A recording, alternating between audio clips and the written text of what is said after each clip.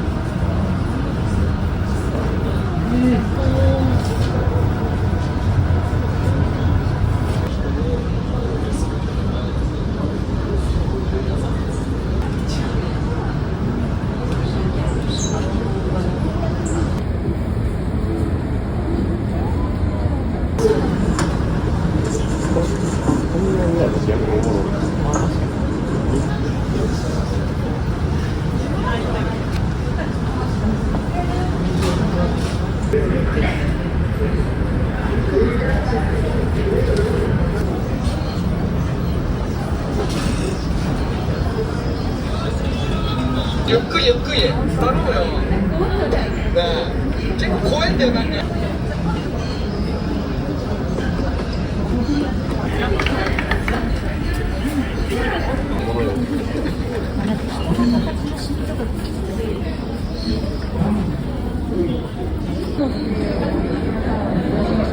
見ながら聞いてるけど、あんたの方が嫌そう。ゴムつけてなかったらシュノーケリングだった。そうじゃない。西表山。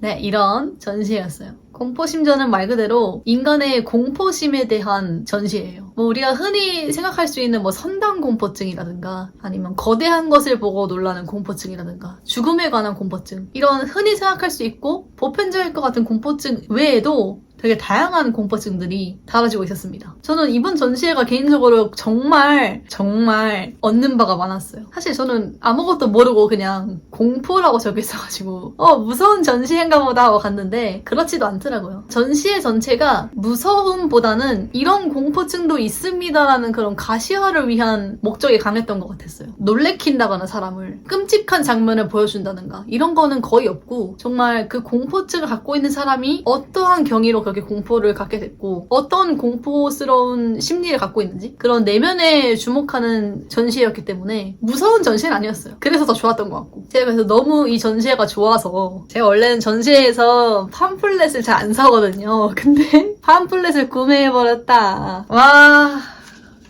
너무 좋았어요.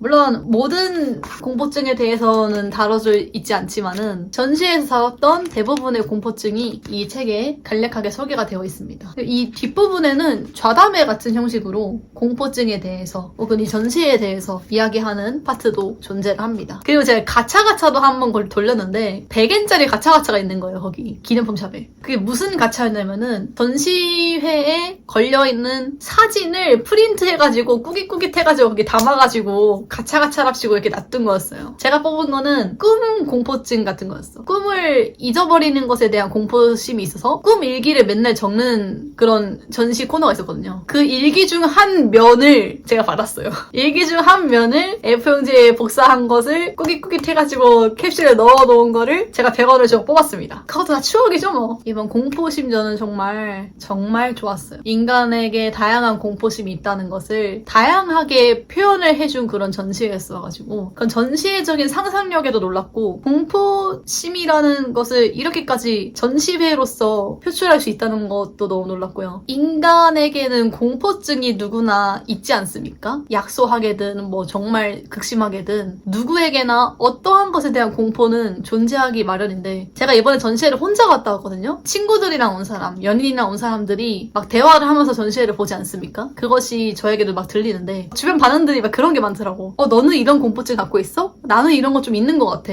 듣고 보니까 나도 이런 거가 좀 무서운 것 같아. 공포증이라는 것 자체가 대화의 장이 돼가지고 사람들이 본인이 무엇을 무서워하고 이걸 왜 무서워하는지 고찰해볼 수 있는 기회가 마련된 것 같아서 되게 좋더라고요. 근데 확실히 그런 것도 많긴 했어. 이런 걸 왜 무서워하니? 아유 뭐 이런 게 있냐. 이런 반응도 많긴 했어. 근데 그런 것들은 이 전시회가 원하는 반응은 아니었을 것 같긴 해요. 왜냐면 이 전시회는 이런 공포증도 있다. 이렇게 남들에게는 공포가 아닌 것들에 대해서 공포를 느끼는 사람이 존재하고 그것을 우리는 받아들일 줄 알아야 한다 라는 것을 알려주는 게 목적인 것 같은데 하지만 일부의 관객들에게는 이 공포증 하나하나가 강함의 우열을 재기 위한 것으로 활용이 되는 경우가 있어가지고 그런 것들은 좀 아쉽긴 하더라고. 근데 뭐 어쩔 수 없죠. 전시는 사람마다 다른 거니까 받아들이는 것들이. 그리고 이게 인터뷰 부분에서도 적혀 있었던 건데 공포증 자체가 인간에게 하나의 아이덴티티가 될 수 있다는 게 저는 좀 유의미한 발견인 것 같았어요. 나는 이런 거 무서워해 라는 게 그 사람 자체를 표현할 수 있는 수단으로서도 활용될 수 있다는 게 좀 재미있는 부분이더라고요.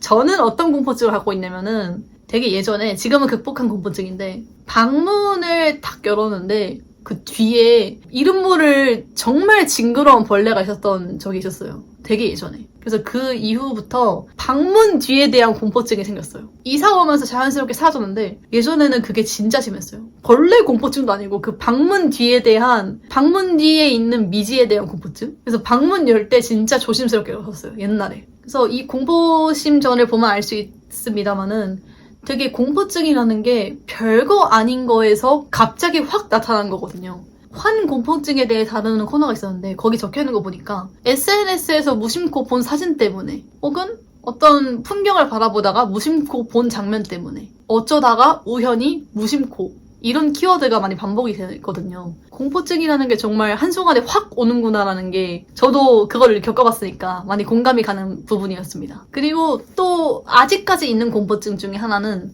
고속 열차가 움직이는 거를 되게 무서워해요. 제가 언제 한번 되게 사람들이 없는 거의 저밖에 없는 역에 서 있었던 적이 있는데 거기서 한 번 열차가 진짜 빨리 간 적이 있어요. 아마 신칸센 같은데 신칸센이 그 역을 통과하면서 진짜 빨리 가는데 그게 너무 무서운 거예요. 약간 그거에 치이면 어떡하지라는 그런 공포도 있고 그냥 그 소리 자체도 너무 크고 움직임도 너무 빠르고 해가지고 지금도 그런 신칸센 특히 소리가 엄청 큰 열차가 빠르게 움직이는 거를 정말 무서워합니다. 그리고 또 제가 연락에 관련된 공포증이 좀 있어요. 지금 하고 있는 알바가 라인웍스라고 해서 업무 처리용 라인이 따로 있거든요. 그 어플을 사용해서 연락을 한단 말이죠. 알바 초반에는 그냥 전용 어플이 있으니까 구분되고 편하다고 생각했는데 점점 알람이 계속 쌓이고 나랑 관계없는 것들을 계속 통해서 막 얘기하고 이러는 게 너무 귀찮다가 그게 점점 무서워지더라고요. 라인으로 계속 보고하고 보고해야 되고 그런 것들. 그리고 저희 알바가 되게 심했던 게 청소를 만약에 한다고 쳐. 그럼 그냥 끝이잖아요, 청소하고. 근데 그거를 굳이 사진을 다 찍어가지고 다 보고를 해. 그럼 그걸 또 칭찬해줘, 사람들이. 그런 구조였어요. 뭔가 그런 연락에 대한 공포증이 점점 있었던 것 같아요. 워낙 정보가 많은 알바기도 했어가지고 너무 그 일상생활이랑 알바가 이렇게 혼잡하는 게 좀 무섭더라고. 그래서 지금도 일부러 그 라인웍스의 알람을 다 꺼놨고요. 그런 공포증도 있습니다. 저에게는 어떤 공포증이 있는지 전시회를 보면서 많이 돌아볼 수 있는 계기가 됐고 어떤 것들은 위로가 되기도 하고 어떤 것들은 공감이 되기도 하고 그런 시간이었습니다. 되게 재밌었어요. 공포증이라는 게 원래부터 내재되어 있던 것이 특정한 경험을 바탕으로 표출되는 건지 아니면 특정한 경험을 바탕으로 그것이 내재되게 되는 건지 사람마다 그건 다르겠지만은 확실한 거는 무언가를 경험해야지만 내가 그것에 공포를 갖고 있다는 것을 알 수 있게 되는 거잖아요. 그리고 그것을 극복하려면 또 비슷한 일련의 경험들을 많이 해봐야 비로소 극복이 되는 거니까 정말 공포심이라는 게 참 사람이 컨트롤하기 힘든 것 같아, 다루기가. 다른 희노애락 같은 감정에 비해서. 그래서 공포심에 대한 공포심이 생긴다고 하야 되나? 인간이 컨트롤할 수 없는 그런 영역이니까. 그리고 막 그런 말도 있잖아요. 환공포증은 의학적으로 규명이 안 돼 있는 공포증이니까 공포증이라고 할 수 없다 라는 말이 막 있잖아. 근데 저는 이 전시회를 보면서 한 명의 사람이라도 그것 때문에 공포심을 느끼고 그것 때문에 일상생활이 불가능하다고 한다면은 그것은 공포증으로서 성립이 돼야 하고 병원에서 다뤄줘야 되는 거 아닐까라는 생각이 들었어요. 그래서 이런 공포증에 대해서 또 연구가 이루어져야 되는구나라고 생각했어. 개인적으로 전시회를 다 보고 나서 공포증 자체에 엄청나게 흥미가 생겼어요. 저도 뭔가 공포증이라는 걸 테마로 글을 쓴다든가 이런 전시회 같은 걸 해보고 싶다는 생각도 들었고 전시회는 참 좋은 것 같아. 저 인생에서 한 번쯤은 전시회 해보고 싶어요. 전시회를 기획해서 내가 보여주고 싶은 것을 시각적으로든 청각적으로든 다양한 방면으로 보여줄 수 있잖아요, 전시회가. 그게 정말 좋은 것 같아. 단순히 무섭다는 것을 공포증이라고 볼 수 있을지 혹은 그것을 공포증으로 보지 않을 이유는 무엇일지 그런 것들에 대해서 좀 생각을 해보고 싶어졌고 책이 있을란가? 논문이나? 찾아보고 싶다. 연구 분야 외의 것에 흥미를 갖게 된다. 자꾸. 이번에 또 여름이어서 그런지 도쿄에 되게 이런 공포스러운 전시회가 많이 열리더라고요. 좋습니다. 사람들은 정말 공포를 좋아하는 것 같아. 즐길 수 있을 만큼의 공포가 있고 두려움 그 자체에 공포가 있다는 게 너무 신기한 것 같아. 공포라는 감정이. 너무 재밌다. 이것저것 찾아보면서 또 알게 된 것들이 있다면은 영상으로 또 만들어 보도록 하겠습니다. 오늘도 이것으로 마치도록 하겠습니다. 안녕히 가세요.